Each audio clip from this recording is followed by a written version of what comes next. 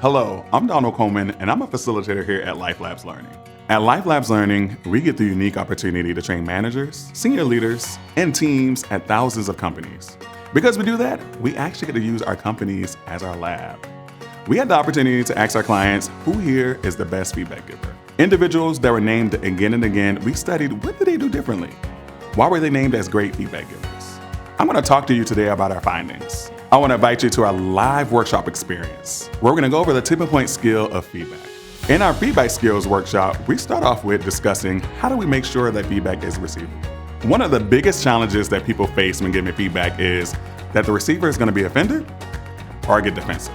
When that defensiveness is happening on the outside, here's what's happening on the inside on a neural level.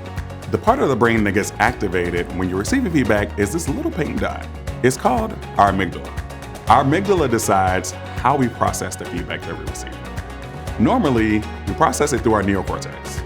That's where our reasoning, our thinking, and our logic takes place. But sometimes, our amygdala gets hijacked, and we process information through our lower limbic system.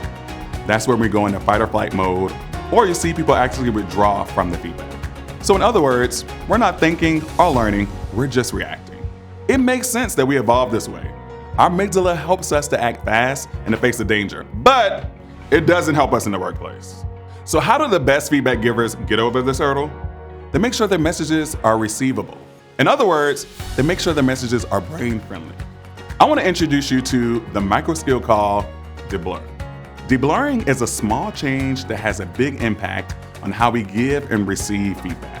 We want to spot blurry words, words that have different meanings to different people. Imagine someone received this feedback. What's the blur word in this sentence?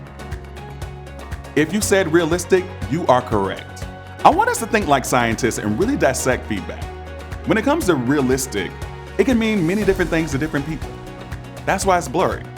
Blurry feedback isn't just frustrating. It also limits people's growth and opportunities.